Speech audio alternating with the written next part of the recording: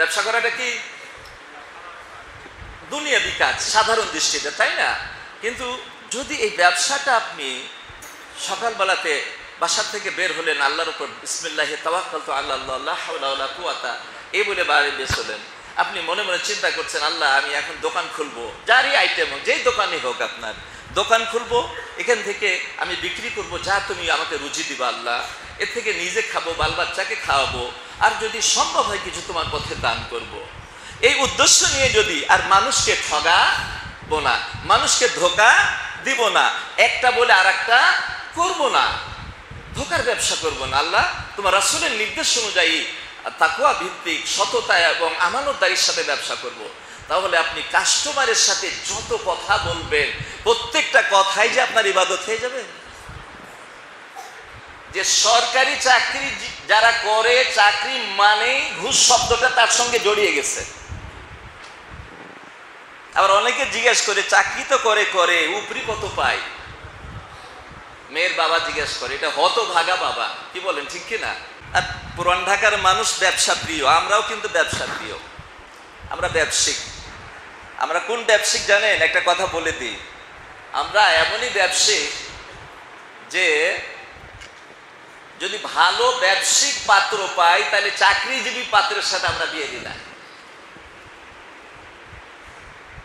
কথাটা বুঝা গেছে? একটা ব্যক্তিগত কথা বললাম, প্রসঙ্গে চলে আসলো তাই।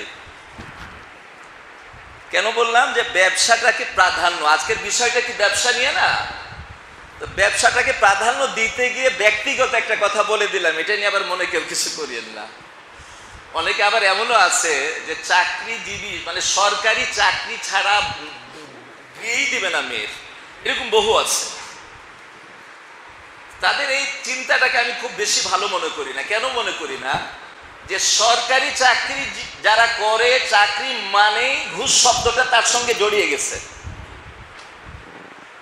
আবার অনেকে জিজ্ঞেস করে, চাকরি তো করে করে উপরি কত পায়?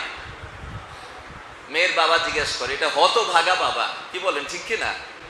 হ্যাঁ, মানে শুরুতেই হারামখোরের সাথে বিয়ে দেওয়ার জন্য তার প্রশ্ন যে উপরি কত পায়। আজকের আলোচনা কিন্তু একবারে জীবন ঘনিষ্ঠ আলোচনা হবে, ঠিক আছে? একবারে আমাদের জীবনে যা প্রয়োজন এবং ওতপ্রোত জড়িত সেই কথাগুলোই আজকে হবে ইনশাআল্লাহ। যদি আপনাদের মতো সুদীবৃন্দের প্রাণ ঢালা দোয়া, আরশের মালিক আল্লাহ রাব্বুল আলামিনের রহমত যদি আমার শামিলে হাল হয়, আমার অনুকূলে হয়, ইনশাআল্লাহ আপনাদের কিছু খেদমত করব।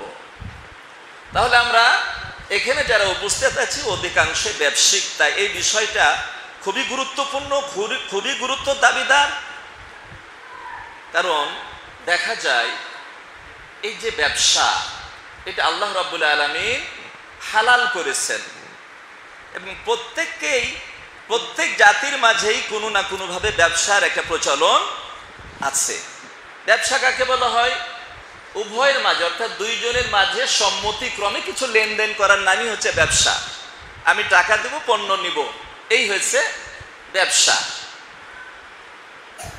তো এই দৃষ্টিতে এই যে শুনলেন একটু আগে লিটন ভাইয়ের মুখ থেকে, তো উনি 240 না 42টার কথা বলছে, আয়াতই উনি দেখে ফেলেছেন, তাহলে তো ওনার জানা হয়ে গেছে। বলার অর্থটা কি ওনার? যে ব্যবসা কত গুরুত্বপূর্ণ একটা বিষয়, যে মহান স্রষ্টা এই বিষয়ের উপরে ডাইরেক্ট বা ইনডাইরেক্ট 240টা আয়াত নাযিল করেছেন। আল্লাহু আকবার। আর বিশ্বনবী মুহাম্মদ সাল্লাল্লাহু আলাইহি ওয়াসাল্লামের মুখনিসৃত বাণী, অগণিত মুখনিসৃত বাণী আছে। আজকে বেশ কিছু আসবে আলোচনাতে ইনশাআল্লাহ। তাহলে গুরুত্ব, এই বিষয়টার গুরুত্ব যেমন, আমাদের অ্যাটেনশনটাও ঠিক তেমনই গুরুত্বপূর্ণ হতে হবে। অন্যদিকে খেয়াল করা যাবে না। মোবাইল যদি অন থাকে একটু অফ করে দেন প্লিজ। আবারও বলছি, মোবাইল যদি খোলা থাকে, বেশি না তো টোটাল মিলে 1 ঘন্টা, তাই না? 1 ঘন্টার জন্য মোবাইলটা অফ করে দেন। কারণ এখানে এই অনুষ্ঠানটা এমন কোনো অনুষ্ঠান নয় যে অনুষ্ঠানে আপনি মোবাইলে কথা বলতে পারবেন। এখানে কোরআন এবং রাসূলের হাদিসের আলোচনা হবে। এখানে কি দুনিয়াবি আলোচনা করা ঠিক হবে না? এই জন্য মোবাইলটাকে একদম তালা বন্ধ করে দেন 1 ঘন্টার জন্য। 1 ঘন্টা পরে খুলবেন। কি ঠিক আছে না? আচ্ছা, তো এই ব্যবসা সম্পদকে লক্ষ্য করে ব্যবসা, তাই না? সম্পদ, তো এই সম্পদটা কামাই করার পথ দুটা, দুই পথে সম্পদ কামাই হয়। একটা কামাই হয় ব্যবসার মাধ্যমে, ব্যবসার একটা হালাল পদ্ধতি আর একটা হারাম পদ্ধতি, নিষিদ্ধ পদ্ধতি। দুই পথেই মানুষ কিন্তু কামাই করে। অনেকেই জানে না যে কোনটা হালাল আর কোনটা হারাম। হয়তো সে একেবারে হারামের মধ্যে নিমজ্জিত হয়ে গেছে, কিন্তু সে তার জানাই না যে এটা হালাল, এই পন্থাতে ব্যবসা করলে হারাম হয়ে যাবে আমার রুজিটা, এটা অনেকে জানে না। বিশ্বনবী মুহাম্মদ সাল্লাল্লাহু আলাইহি ওয়াসাল্লাম, আমি বুখারী শরীফের হাদিস দিয়ে আমার সূচনা করি। বিশ্বনবী মুহাম্মদ সাল্লাল্লাহু আলাইহি ওয়াসাল্লাম তিনি বলছেন, ইয়াতি আলান নাসে জামানুন, এমন একটা সময় আসবে, এমন একটা যুগের আবির্ভাব ঘটবে, লা ইউবালিল মারউ, মানুষ কোনো পরোয়াই করবে না, মা আখাযা মিনহু, যা সে কামাই করবে, যা সে গ্রহণ করবে, কামাই করবে, আমিনাল হালালে আমিনাল হারাম, আমি যে কামাই করছি এটা কি হালাল নাকি হারাম। আল্লাহু আকবার। আমরা সেই যুগে অবস্থান করছি যে আমাদের অনেকেরই বাদ বিচার নাই যে আমি যে এই রুজিটা কামাই করছি এটা কি আমার জন্য হালাল নাকি আমার জন্য হারাম। এই চিন্তা মাথা থেকে একবারে বিলুপ্ত হয়ে গেছে। অথচ বিশ্বনবী মুহাম্মদ সাল্লাল্লাহু আলাইহি সাল্লাম আরো একটা হাদিসে বলেছেন, কাল কিয়ামতের কোটে মুসিবতের দিনে পাঁচটা প্রশ্নের উত্তর না দেওয়া পর্যন্ত কেউ পা নড়াতে পারবে না। এই পাঁচটা প্রশ্ন অত্যন্ত গুরুত্বপূর্ণ পাঁচটা প্রশ্ন। এই পাঁচটা প্রশ্নের মধ্যে জীবনকাল, যৌবনকাল, যৌবন নিয়ে আমার তিনটা খুতবা হয়েছে, বিগত খুতবা তিনটা, যৌবনকাল আর জীবনকাল, আর জীবনকাল যৌবনকাল, আর এর পরের যে দুইটা আন মালিহি, মাল সম্পর্কে জিজ্ঞাসা করা হবে। মিন আইনা ইকতাসাবাহু ওয়া ফিমা আনফাকাহু, এই মাল কোত্থেকে কামাই করা হয়েছে আর কোথায় খরচ করা হয়েছে। আল্লাহু আকবার। এখন আমরা যারা ব্যবসায়িক আছি আমাদেরকে সচেতন হতে হবে কি হবে না? আমাদেরকে সাবধান হতে হবে কি হবে না? আমরা কোথা থেকে মাল কামাই করলাম, সেই কামাইটা আমার হালাল হলো কিনা। আমি ব্যবসা করতে গিয়ে মাল কামাই করেছি, কিন্তু ব্যবসা করতে গিয়ে যদি সততা না থাকে, যদি সত্যবাদিতা না থাকে, যদি আমানতদারি না থাকে, তাহলে সেই হালাল মালটাও আপনার জন্য হারাম হয়ে যাবে। আর এই প্রশ্ন কাল কিয়ামতের কোর্টে আগে এই পাঁচটা প্রশ্নের উত্তর দেওয়ার পরে অন্য কোনো আমলের আপনার বিচার হবে। আপনি পাই নড়াইতে পারবেন না এই পাঁচটা প্রশ্নের উত্তর না দেওয়া থেকে। তাহলে এই বিষয়টা কত গুরুত্বপূর্ণ আপনি কি চিন্তা করছেন? শুধু কি দুনিয়ার সাথে সংশ্লিষ্ট?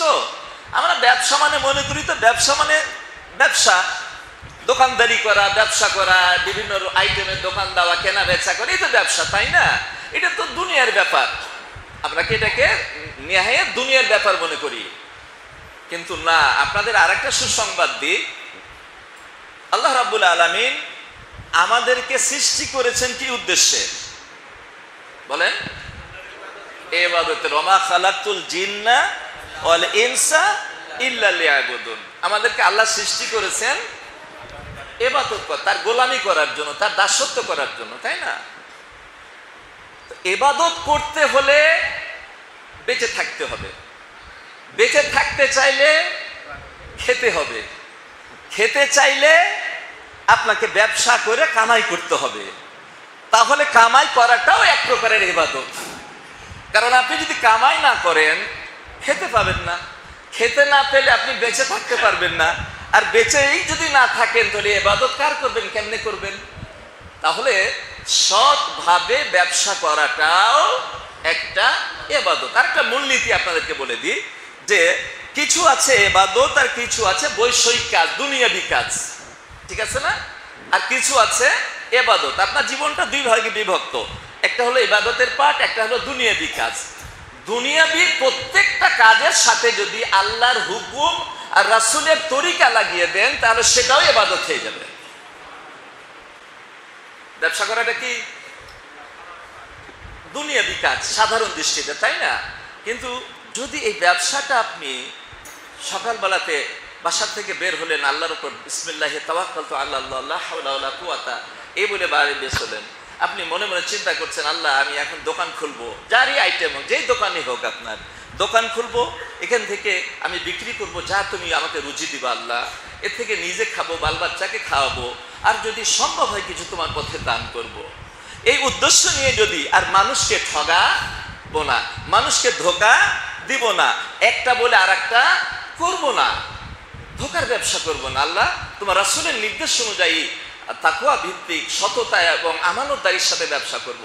তাহলে আপনি কাস্টমারের সাথে যত কথা বলবেন প্রত্যেকটা কথাই যে আপনার ইবাদত হয়ে যাবে।